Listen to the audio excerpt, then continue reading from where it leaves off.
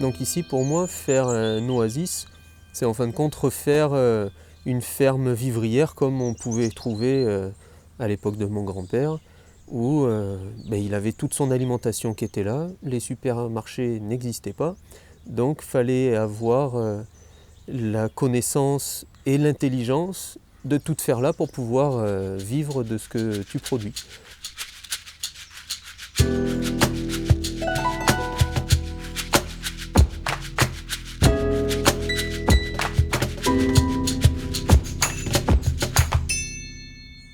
Donc pourquoi plus oasis? C'est qu'en fin de compte, je veux y vivre moi, mais je veux aussi que tous les animaux qui sont aux alentours, ils aient une espèce de refuge où ils puissent se mettre tranquillement à l'abri, qu'ils aient à manger. Je laisse des parcelles tranquilles où je ne mets pas de produits pour désherber, où je passe pas la tondeuse 40 fois dans le mois pour que ce soit impeccable.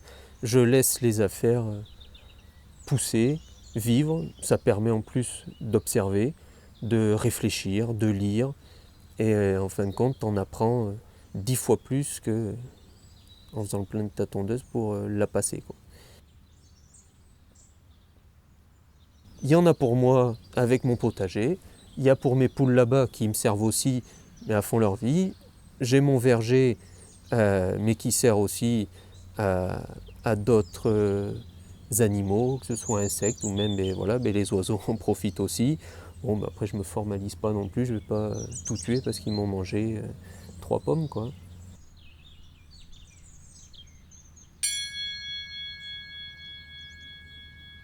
Moi ici, je suis attaché principalement aux parcelles de mes arrière-grands-parents, de mes grands-parents ensuite. Ma mère me disait, tu vois Pépé, il serait content de savoir que tu vas y faire du blé puis que ça ne va pas rester une friche ou qu'on va vendre. Donc là aussi ça revient sur l'idée de l'oasis auquel je veux faire profiter les gens de l'entourage. Pour moi j'ai la chance d'avoir des parcelles, je veux les mettre en culture et après que les gens qu'on a envie, en qui j'ai de l'affection, de leur proposer qu'ils viennent pouvoir se ravitailler dans ce petit oasis.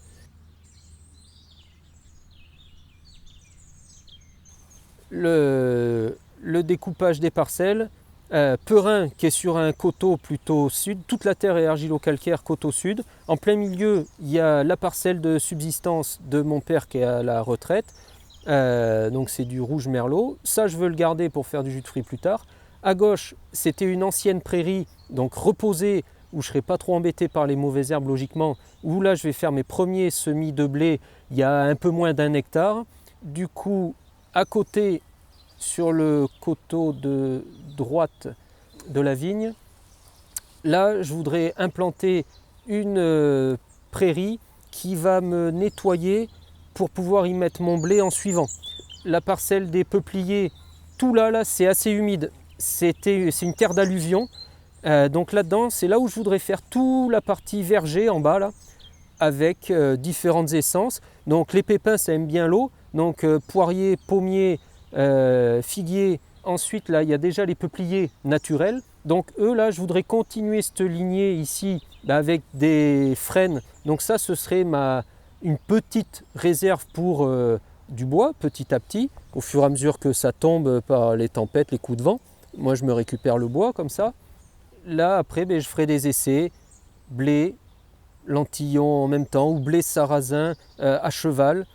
Et j'ai une autre parcelle derrière où là je voudrais bien faire des essais un peu plus petits, de faire un champ de bourrache. Ça couvre énormément, ça se ressème tout seul. Les gens pourraient venir s'en récupérer, c'est médicinal. Les fleurs bleues, c'est magnifique.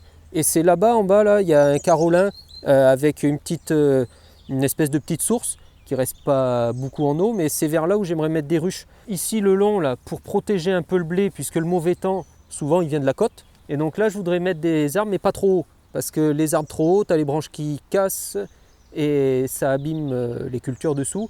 Donc plutôt des petites haies framboise, groseille, myrtille, cassis, qui serait aussi un petit refuge pour les animaux. Ils s'arrêteraient peut-être un peu là et ils iraient un peu moins dans la culture.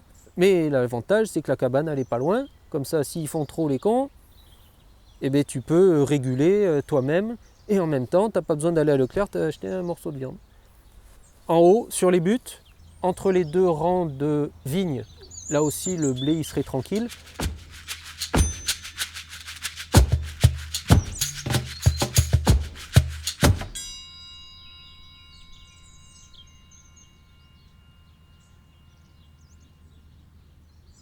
Donc comment j'en suis venu à faire du pain au levain? En fin de compte, ça a commencé avec une émission style envoyé spécial, où il montrait tous les adjuvants qui étaient mis dans la farine pour faire le pain. Un joli pain en polystyrène, là, comme j'appelle, qui est en fin de compte un pain qui te rend malade sans t'en rendre compte, avec les histoires d'intolérance au gluten parce qu'on met du glutamate dedans pour qu'il lève plus vite, et plus tous les autres produits. Et en fin de compte, c'est un pain qui n'était pas nourrissant. Donc on a commencé à faire notre propre pain par hasard avec ma femme, avec une recette dans le sud-ouest que son grand-père y avait découpé. Donc c'était un pain de base avec quand même de la levure chimique, mais c'était déjà un peu mieux parce qu'on a essayé de prendre de la farine de qualité. Et puis petit à petit, moi la réflexion était venue, ben ouais, mais autrefois comment ils faisaient? Ils n'avaient pas de levure chimique et ils arrivaient quand même à faire du pain. Donc je me suis mis à lire des vieux bouquins, à rechercher des traités de boulangerie. Donc j'ai trouvé des traités de Malouin, de Parmentier, donc j'ai lu et là ils expliquaient comment faire ton levain. Et en fin de compte, c'est ultra simple. La nature est jolie et c'est comme toujours, tu as la réponse devant toi, c'est de la farine, de l'eau, tu mélanges et naturellement ça fermente. Donc le levain, en fait, il est vivant, c'est un élevage pour moi. Il y a des millions, des milliards de bactéries. Plus il vieillit, plus tu as de génération dedans, plus tu vas avoir d'arômes, de complexité aromatique et olfactive qui vont se développer dans ton pain. Des levains comme ça se transmettait à l'époque de génération en génération, parce que c'est vrai qu'en fin de compte, c'est très simple, mais c'est le temps qui fait que ton levain devient puissant. Et c'est vrai que c'est un secret, enfin un secret, un trésor plutôt. J'ai réparti du coup au niveau de la ferme, tout le devant de la maison à ce qui va être plutôt personnel, c'est-à-dire le garage à voiture, mon atelier de mécanique, mon potager, mes poules, mon verger. Et toute la partie arrière de la maison, je l'ai découpée pour que les gens puissent venir chercher leur pain dans le petit local qui est derrière la maison.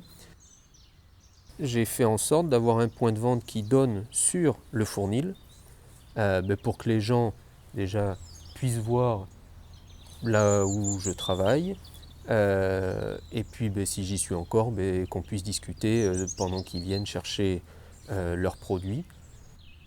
Ce sera un petit fournil, puisque en niveau matériel, j'ai juste un pétrin, pareil, pour m'économiser la santé, pas le faire avec les mains. Et après, il y aura un four à bois. Au fur et à mesure de mes lectures, j'ai trouvé un four gaulois à étage qui me paraît pas mal. Moi, comme j'ai pas beaucoup de place en plus, ça me permettrait d'optimiser l'espace.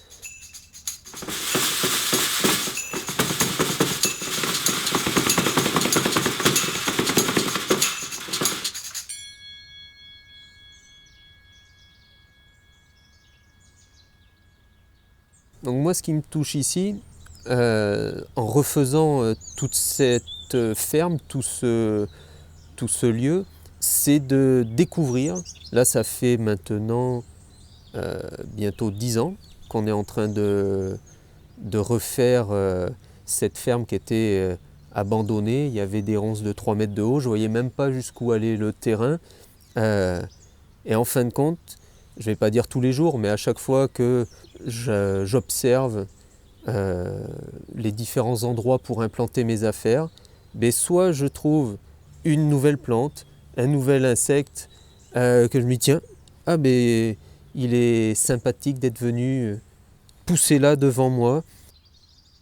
Je suis à la rivière, je vais me balader un peu, toujours en mode observation-analyse. Et puis là, hop, j'ai un martin pêcheur, il va venir, il se pose devant moi, il me regarde. C'est ces petites choses, ça me...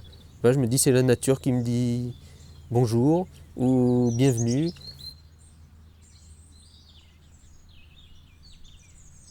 Avec ce produit, je veux que les gens comprennent que je veux vendre, non pas on va dire un médicament, mais c'est un produit sain qui vient de la terre, qui a été transformé avec mes mains.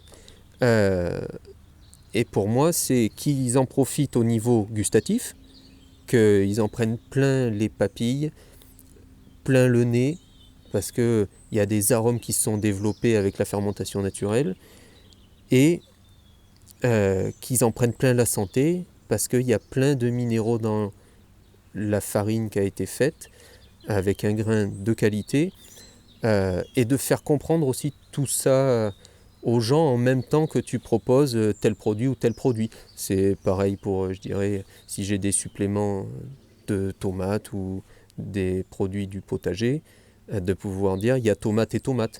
Donc là aussi, quand tu retrouves le goût, tu reconnais une tomate du jardin, une tomate que tu achètes. Et au niveau de la santé, je suis persuadé aussi que ça n'a rien à voir.